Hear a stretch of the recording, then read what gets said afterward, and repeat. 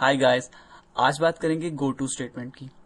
Go two statement जो है ये हम प्रोग्राम में किसी भी जगह जंप करने के लिए यूज करते हैं। फॉर एग्जांपल, अगर आपने इस स्टेटमेंट को लास्ट पे लिख दिया अपने प्रोग्राम के लास्ट पे और उसको एक टॉप डेस्टिनेशन बता दिया, अपने प्रोग्राम का कोई प्रीवियस स्टेटमेंट या लाइन बता दी डेस्टिनेशन के तौर पे, तो ये आपके प्रोग्राम को जंप करवा के वहां ले जाएगा दोबारा से, और आपका सारा प्रोसेस जो है वो रिपीट हो सकता है इस तरीके से।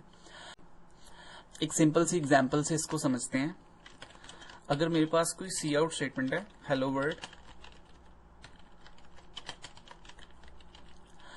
और इस स्टेटमेंट के बाद मैं गो टू को इस तरह से यूज कर सकता हूं। गो टू, इसके आगे कोई वेरिएबल, कोई लेबल का नाम आप लिख सकते हैं, कोई लेबल लिख सकते हैं। मैं उसका नाम फिलहाल टॉप रख रहा हूं। यहाँ पे आप कोई भी नाम इसको बता सकते हैं जो इसका डेस्टिनेशन होगा, कोई XYZ। टॉप जो इसका लेबल है उसको मैं स्टार्ट में जाके लिखूंगा और इससे आगे मैं कोलन लिखता हूं। ये जो टॉप मैंने इसका लेबल इसको बताया है वो बेसिकली ये एक एड्रेस है, ये एक डेस्टिनेशन है जो कि लाइन नंबर 5 पे फिक्स हो चुका है। गो टू टॉप का मतलब ये होगा कि प्रोग्राम लाइन नंबर 5 पे जंप कर जाएगा अगेन, और आपकी जो स्टेटमेंट है इसके आगे आने वाली लाइन नंबर 6 वाली है जो भी, वो दोबारा से रिपीट होना शुरू हो जाएंगी।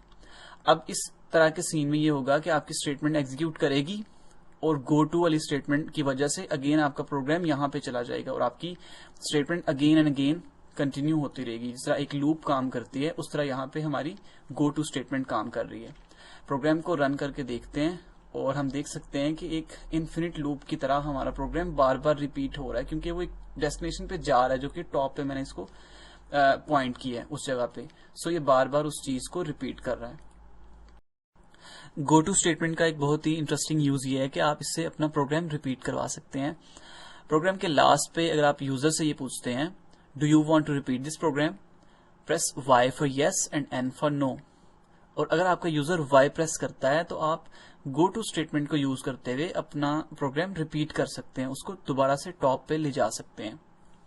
इसे एक एग्जाम्पल की मदद से समझने की कोशिश करते हैं। आपका प्रोग्राम जो है वो एक सिंपल सी स्टेटमेंट है, सी आउट स्टेटमेंट। इस स्टेटमेंट को प्रिंट करने के बाद आप यूजर को प्रॉम्प्ट करते हैं कि अगर वो दोबारा प्रोग्राम को रिपीट करना चाहता है तो वो Y प्रेस करे या वो N प्रेस करे। सी आउट,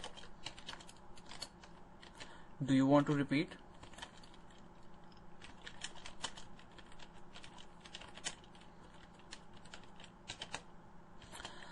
और उसको दो ऑप्शंस Y के लिए और N के लिए आप दे सकते हैं। और इसके बाद इस स्टेटमेंट के बाद आपका यूजर जो इनपुट करेगा, आप उस इनपुट को सी इन करवा के किसी भी वेरिएबल C में, जो कि कैरेक्टर वेरिएबल होगा, वहां पे इसको असाइन करेंगे। आपका कैरेक्टर वेरिएबल आप इसको कहीं भी डिक्लेयर कर सकते हैं। मैं इसको इस प्रॉम्प्ट से पहले डिक्लेयर करता हूं। ये कैरेक्टर वेरिएबल है C, जहां आपके यूजर का इनपुट जो है उसको स्टोर करना है मैंने। अब चूंकि लाइन नंबर 10 में मुझे मेरे वेरिएबल C की वैल्यू मिल चुकी होगी, या तो वो Y होगी या कुछ और होगी, तो अब मैं इसको कंडीशन में यूज कर सकता हूं।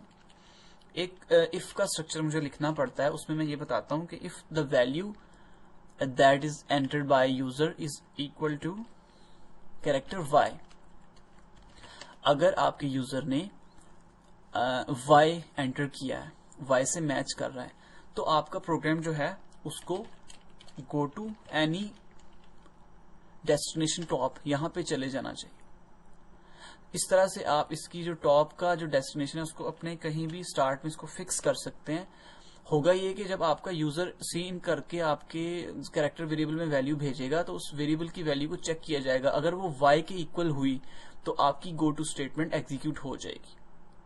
Y की वजह से आपकी गो टू स्टेटमेंट एग्जीक्यूट होगी और आपका प्रोग्राम रिपीट हो जाएगा। एल्स, यानी अगर आपकी कंडीशन फॉल्स हो जाती है तो आपका प्रोग्राम ऑटोमेटिकली टर्मिनेट कर जाएगा, आपको जरूरत नहीं है एल्स लिखने की इस केस में। प्रोग्राम को एक दफा दोबारा से देख लेते हैं कि इसमें आपने एक टॉप डेस्टिनेशन जो है वो लिखा है, उसके बाद आपने अपना एक छोटा सा प्रोग्राम, अपना एक स्टेटमेंट वो लिखी है, और उसके बाद आपने अपने यूजर को प्रॉम्प्ट किया है कि अगर वो प्रोग्राम को रिपीट करना चाहता है तो वो Y प्रेस करे। अब वो कोई कैरेक्टर प्रेस करेगा, अगर वो Y के इक्वल हुआ, वेरिएबल C को यहां पे चेक किया जा रहा है, जहां आपने यूजर की वैल्यू को असाइन किया है। अगर तो वो y के इक्वल ही हुआ, जिसका मतलब है कि आपका यूजर रिपीट करना चाहता है, तो आपकी ये वाली स्टेटमेंट इफ की वजह से आपकी स्टेटमेंट जो है ये एग्जीक्यूट करेगी और आपको टॉप पे ले जाएगी। और अगर आपके यूजर ने कुछ और प्रेस किया तो आपकी गो टू स्टेटमेंट एग्जीक्यूट नहीं होगी, जिसकी वजह से आपका जो प्रोग्राम है वो खुद ब खुद खत्म हो जाएगा। प्रोग्राम को चेक करके देखते हैं।